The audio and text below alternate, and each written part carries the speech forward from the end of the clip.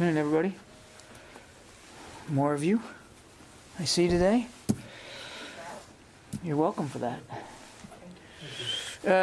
Okay, a couple things on the top, and then we'll get right at it. Secretary Austin will be departing tomorrow on an overseas trip to meet with senior military and government leaders in Belgium, Poland, and Lithuania. In Brussels, of course, he'll meet with allied and defense ministers across NATO leadership in the defense ministerials, obviously to discuss Russia's military buildup in and around Ukraine. He'll also reiterate the United States' commitment to our allies made in Article 5 and continue the alliance's progress on deterrence and defense while ensuring the alliance is prepared to face tomorrow's challenges. In Poland, he plans to meet with the Polish president and the Minister of National Defense to enhance bilateral cooperation and security and deepen the Polish-American partnership, which we believe is vital to addressing today's current threats and challenges. He'll also get a chance to meet with U.S. and Polish troops that are at Powice Air Base to tour the facilities there and to observe the conditions of our rotational presence. Secretary Austin will also travel to Lithuania to meet with the Lithuanian president, the prime minister, the minister for national defense as well, again to reaffirm that the United States stands with Lithuania and the Baltic states, working together to strengthen Lithuanian armed forces and to continuing to stand shoulder to shoulder against threats and adversaries. Separately, Secretary Austin does plan to meet jointly with his counterparts from Lithuania, Estonia, and Latvia together, and he'll have a chance as well to visit with some U.S. service members that are there in Lithuania. On another note, I'd like to announce that the Secretary has appointed Dr. Eric D. Evans to serve as the chair of, okay, it's not here. I'm missing some sentences here. I'm going to, we will announce this later after the briefing. I don't have all the text of it here. So with that, Bob, we'll take questions. Sorry about that. Improvising, huh? Let me see. Do you have it there? That's missing there too? All right. I apologize. Go ahead, Bob. Thanks, John. A question about the Russian buildup on the border area of Ukraine. Can you give a little bit more detailed description of the lay of the land there? Like in recent days, for example, have some of the ground units that were in larger assembly areas moved out toward closer to the border into what might be attack positions, other movements over the last 24 hours or so? Yeah, so what I'd say, Bob, is even over the last 24 to 48, over the course of the weekend, Mr. Putin has added military capability along that border with Ukraine and in Belarus. He is exercising some of his units on the ground there in the south, as well as naval units in the Black Sea. So he continues to add to his readiness. He continues to give himself more options should he pursue a military path here. I'm not going to. I would like to refrain from getting into specific movements of their troops. I think that's probably not a wise thing for me to do with any great specificity. I would just say this: that he continues to advance his readiness should he choose to go down a military path here. Should he choose to invade again, he is doing all the things you would expect him to do to make sure he's ready for that option or options. So there's no indication, for example, that what they've called exercises have ended in any way or are changing in any way, their presence? I want to be careful to characterize another nation's exercises. We've seen them conduct these exercises in recent days. Exercises are designed to make you ready.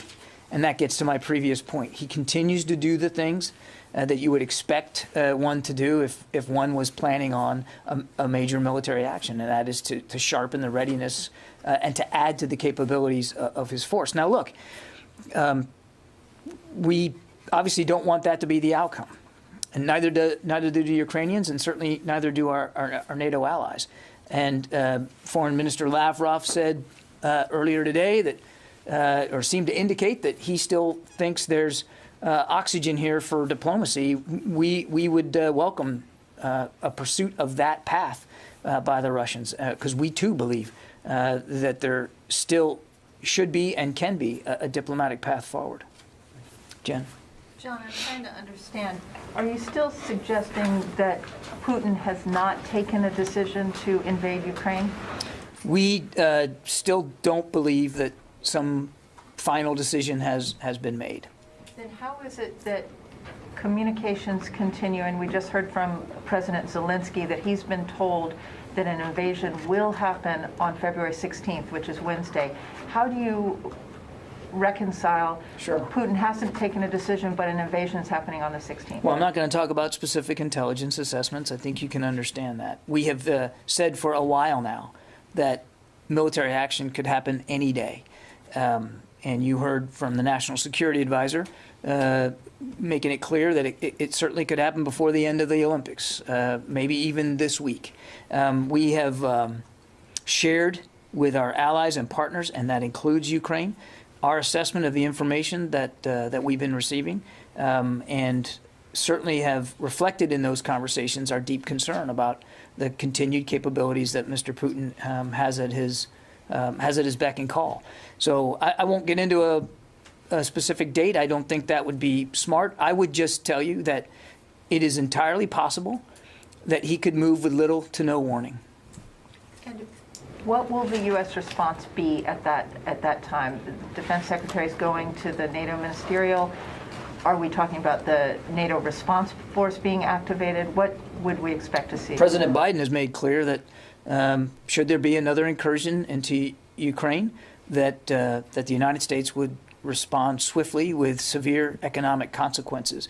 I won't speak for the alliance. A decision to activate the NATO response force is a decision that the NAC has to make, the North Atlantic Council has to make. That's not something that the United States would unilaterally call into being. I will only add this, and this is why a couple of weeks ago we talked about making our contribution to the response force more ready. And so we've done that.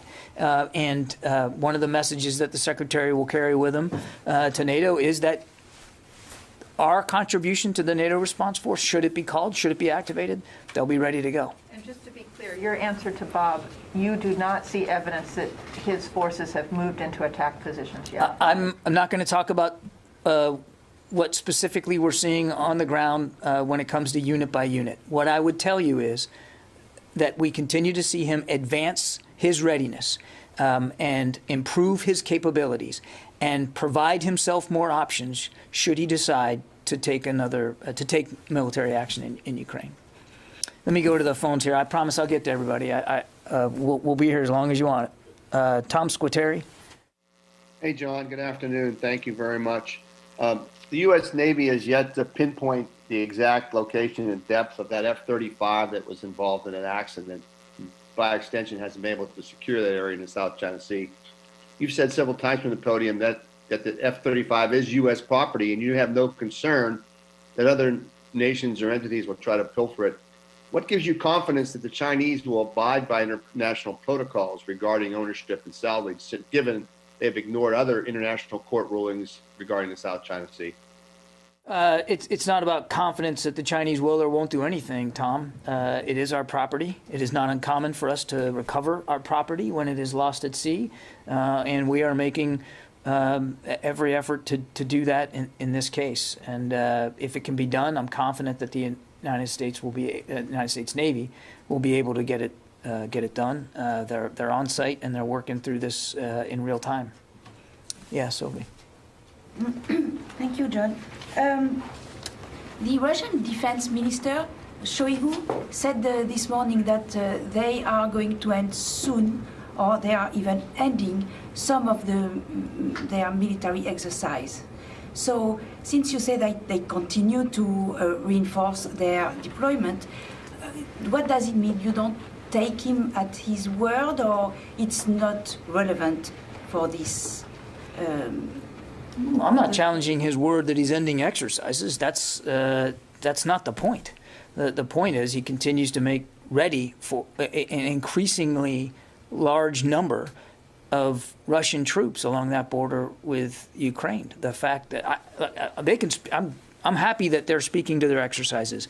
That's a welcome change for them to be transparent about what they're doing with exercises. They haven't been at all transparent about what they intend to do with this massive buildup. It strains credulity to think that they would have this many troops arrayed along the border with Ukraine and in Belarus simply for winter exercises. So we still think there's a diplomatic path. If they want to send a strong signal about de-escalation, they could, if in fact these troops are done their exercises, they could send them back to their home garrisons and reduce the presence along that border. That would go a long way. Yeah, Orrin.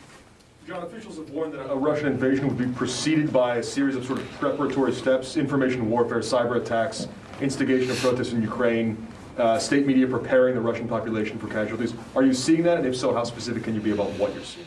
It's a piece of the Russian playbook to lay down a foundation for the military action with cyber operations, information operations, even hybrid operations, as we saw back in 2014. You know, the little green men. These are, in fact, Russian soldiers that aren't dressed as Russian soldiers. We're on the. We are monitoring this closely and certainly on the lookout for the use of any of these kinds of tactics. I won't speak to specific assessments here today. I would just tell you that we're watching this very closely, and it's one of the reasons why, Orrin, that we've tried to be open over the last week and a half, 2 weeks about the potential for these kinds of non-kinetic.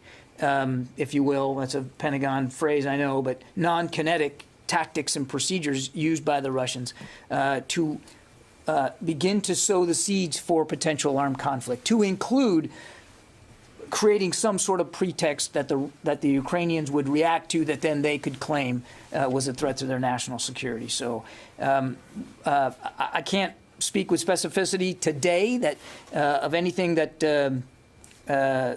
is glaringly obvious, except to go back to what we said before about the things we have seen in the intelligence about their preparations for those kinds of non-kinetic, sort of low-intensity operations that they could use to their advantage. Broadly speaking, you can't say yes or no a foundation is being laid at this point? I think we've seen them certainly make it clear that they want to lay that foundation. I think I'd leave it at that. Yeah, Megan. If there is any sort of invasion this week, will that affect the Secretary's schedule at all while he's in Europe? The Secretary is leaving tomorrow morning for Brussels. And the plan is to stay for the entire time, no matter what? We'll have to see, obviously, how things play out. The Secretary's looking forward to his trip. He's looking forward to meeting with these leaders, looking forward to making clear our commitments to our NATO allies. Jim? John, just what role is China playing in this whole Ukraine-Russian aspect? And is the Defense Secretary worried about the role they're playing? We certainly have been watching the at least public burgeoning relationship here between Russia and China. Their February 4th joint statement certainly provided further evidence that China has decided that they're going to stand alongside Russia with respect to what's going on in Europe, and we would say that their tacit support, if you will, for Russia is deeply alarming, and frankly, even more destabilizing to the security situation in Europe. Nancy. I had a question for you about some of the comments the president made in his interview with Lester Holt. He said in that interview that he was, quote, not told about what commanders were observing on the ground in Afghanistan. And I'm just trying to get some fidelity on that, because it would seem to me that the secretary and the chairman are tasked with communicating to the president what troops on the ground are seeing. So could you help me understand what responsibility that the secretary and the chairman have for the president not getting essential information from commanders on the ground on the final days of the war? Nancy, what I would tell you is throughout the month of August, In fact, well before the month of August. There was a very robust, steady, frequent interagency process, decision-making process. I mean, we started thinking about and planning for non-combatant evacuation as far back as April. And we didn't do that in a vacuum. There was ample interagency discussions about that as far back as the spring and all through the summer. And the chairman and the secretary absolutely take very seriously their requirement to provide the commander-in-chief with their best advice about how to proceed forward, about how the situation is changing. And there were many, many opportunities for them to do that, both in terms of larger interagency meetings as well as private sessions that they have weekly with the president. And they've said as much in testimony. I would tell you, because I know what's prompting the question, and I would just tell you that that commanders at the tactical level absolutely were trying to make the best decisions they could in real time under incredibly difficult circumstances. And they were seeing things rightly through their prism in the moment there at the airport. There were other perspectives at a strategic level. And I would tell you that the president has a much bigger view, a larger perspective on what's going on than at the tactical level. And those discussions were happening here in Washington, D.C. And there was, certainly in the month of August, literally daily touches between the secretary and the chairman and leaders on the ground there at the airport. So the information flow was strong. But at no time did the National Security Council try to stop an evacuation or slow it down or gum up the works. The leaders on the ground certainly were working under incredible pressure and certainly, as they gave these interviews for this investigation, doing that honestly, not knowing that these documents were going to be made public, so they were very candid about what they were seeing. At the strategic level, there were different perspectives, interagency perspectives that were also factoring into the decision-making process. But there was no effort here in D.C. To slow down or stop the evacuation. Since I'm on Afghanistan, just to follow, can you tell us what the status is on evacuating the families from the August 29th? Sorry. That work still continues, Nancy. Obviously not at the speed with which we are satisfied, but we haven't lost focus. We haven't diminished our strong desire to get them to safety. It's been 6 months. Do you think it's days away, weeks away, months away? I'd be reticent to give you an estimate. If we had total control, it would have been months ago. But I just don't have an estimate for you. I can just assure you that it's not been forgotten, and that there's a deliberate, concerted effort to do the right thing by those family members and get them to safety here in the United States. Yep. Let me go to the phones. Jeff Schogel. Thank you. The United States is certainly taking a number of precautions that indicate it believes war is likely, including closing the embassy in Ukraine. Is there any chance that U.S. troops in Europe might be, is it possible that Europe might be part of the combat zone tax exclusion, in which troops in Europe would not pay taxes on their pay? Jeff, the president has made clear that U.S. troops are not going to be fighting in Ukraine. The troops that we have added to the already 80,000 that are based in Europe are going to reassure our allies and our partners to deter aggression against the alliance, to conduct some joint training. So I know of no decision or no need to change the parameters of the European theater with respect to combat zone tax exclusion. Mike Brest, the Examiner. Hi, Mr. Kirby. Thank you. How many people or how many civilians does DOD now believe were killed in the Abdullah raid? I would tell you, when we briefed this out, we indicated that a total of 7 individuals were killed. Three of them of the 7, of course, were Mr. Abdullah and then his lieutenant on the 2nd floor, as well as his wife, who was in fact a combatant. So of the 7 that we have talked about, we know 3 of them were combatants, and that's the estimate that we have right now. But we have certainly seen numbers higher than that, and we're not in a position to dispute those numbers because we didn't stay on site for more than 2 hours, as was the plan. And we're not going to certainly rule out the possibility that in that explosion on the 3rd floor, additional individuals, whether they were combatants or not, can't say, since that explosion happened before our troops got into the building. But it's not out of the realm of the possible that additional people could have been killed in that initial explosion and buried in the rubble, and we didn't see them. Again, we weren't on site for very long. So 7 is the number that we know of. But we do believe a sense of humility here. We don't know. We can't confirm that there weren't others that Mr. Abdullah decided to take with him when he exploded that device on the 3rd floor. Janie. Thank you, John. President Biden said he would pursue diplomacy and deterrence in the Ukraine crisis and respond jointly with the allies.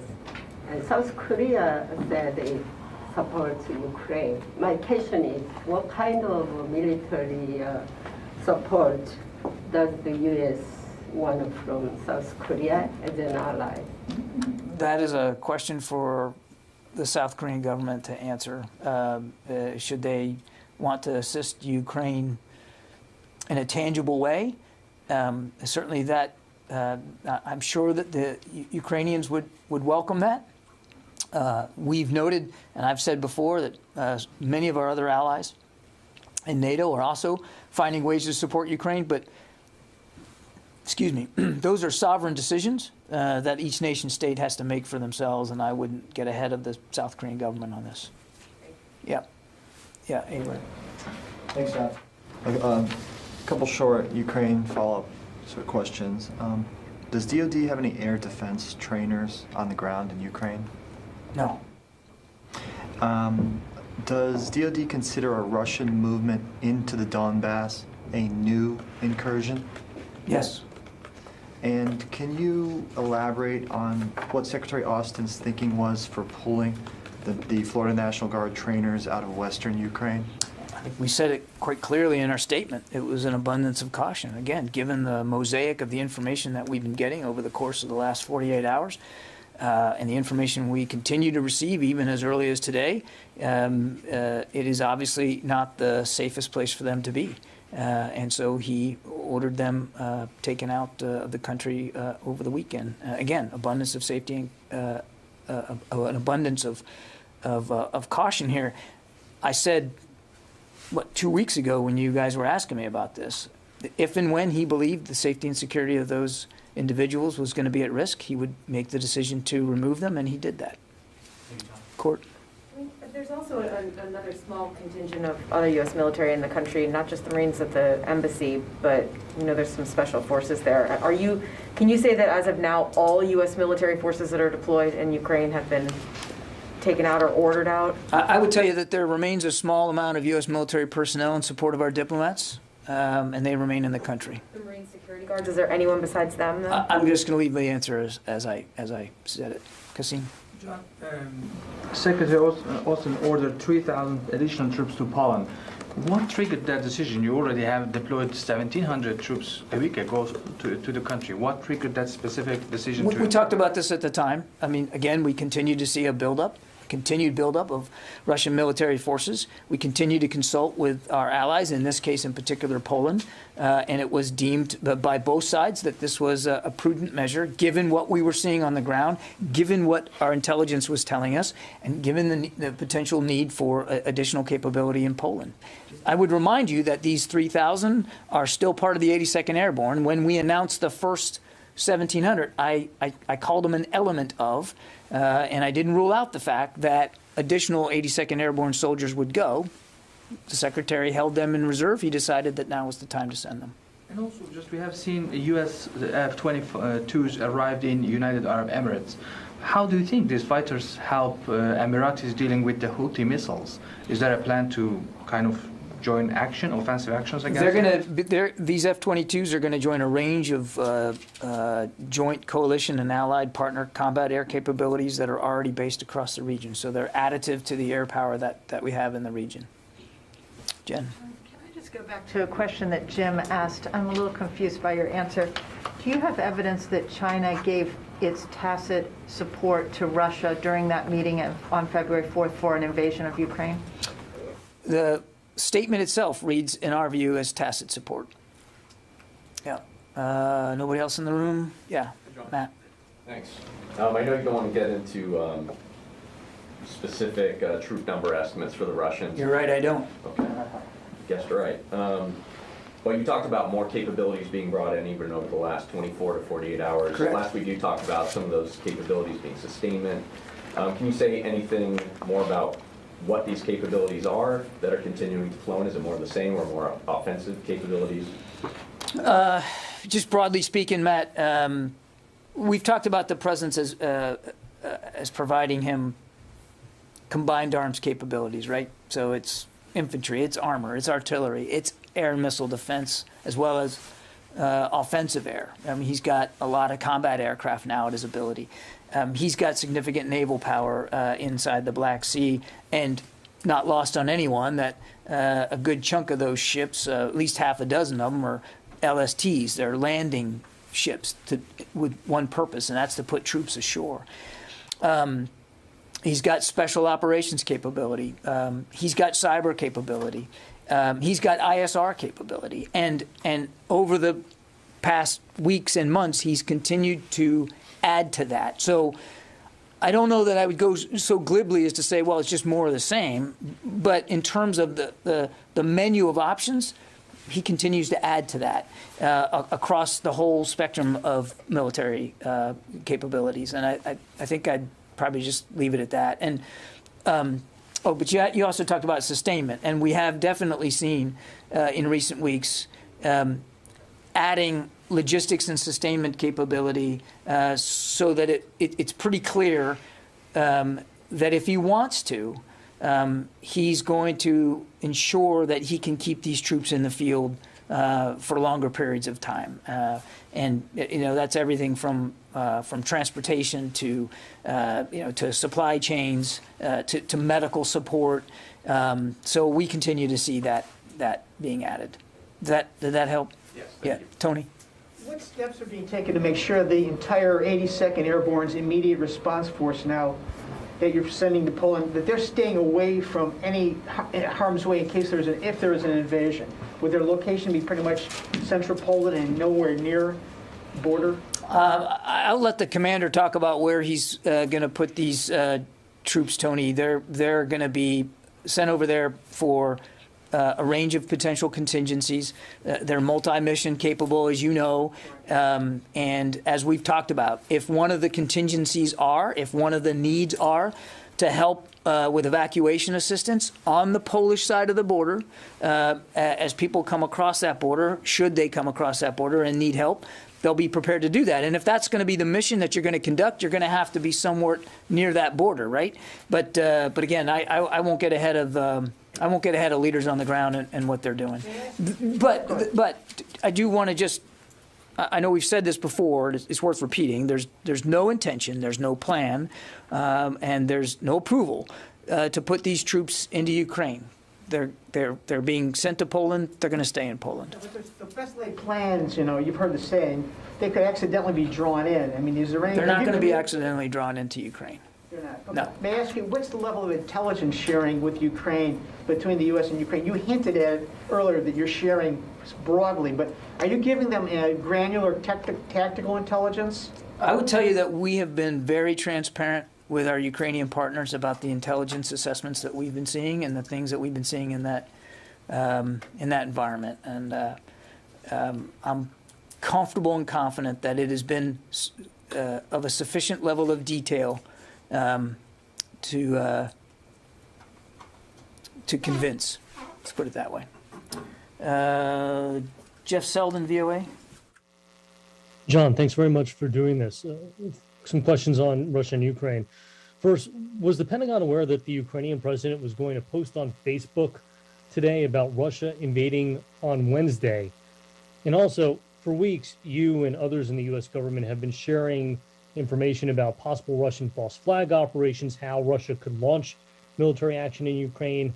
Are there any indications that the warnings from your podium and others has done anything to change Russia's calculus? And if not, was it worth it? And finally, if I may, has the U.S. been asked by any allies or partners in Eastern Europe for help preparing for an influx of refugees as a result of anything Russia might do? Thanks.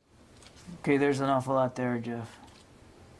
On Mr. Zelensky's Facebook posts, I don't know whether anybody here in the building was aware of that, Jeff. I certainly wasn't, but that doesn't really say anything. I don't even have a Facebook account, but I don't know, Jeff. I mean, I can take the question to see. I would, just point out that he's the president of Ukraine. He can post on Facebook what he wants and when he wants. He doesn't have to run that by anybody or seek approval from us.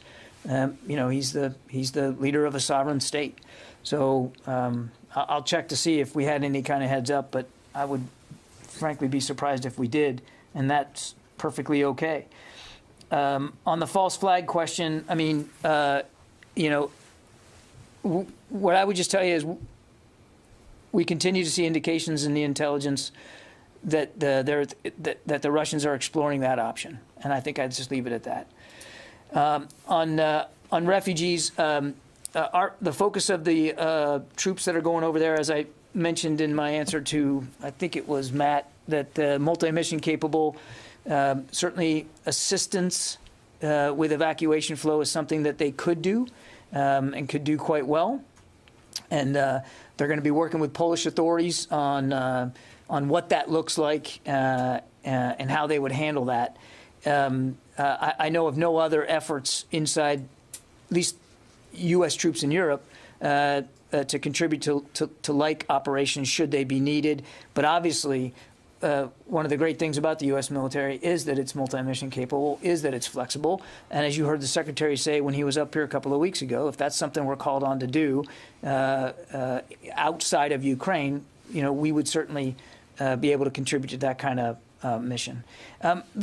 Your question, though, and pardon me for foot stomping again, but it's a good question, but it gets to an outcome here that doesn't have to be. There shouldn't be a need for evacuation assistance. There shouldn't be a need for people to have to flee their homeland because there shouldn't be any invasion of it. A sovereign state by another nation state next door, who clearly has shown aggressive tendencies here and an alarming buildup of military capabilities, and certainly has shown no sign yet of being willing to de-escalate or an unwillingness to take those capabilities off the table and to find a real diplomatic path forward. And I think it's important to remember, again, not that this really answers your question specifically, but should they conduct another major military action, real lives will be at risk. Ukrainian lives, to be sure, but also Russian lives. This will not be bloodless. This will not be easy. And not only will you see people trying to flee the country, but you're going to see people seriously hurt and seriously killed as a result of it. And there's no reason for it. The Russians can de-escalate immediately. They could easily sit down and take seriously a diplomatic path forward and stop this now, so that there is no need for people to have to flee their homes, so that there are no casualties, there is no bloodshed.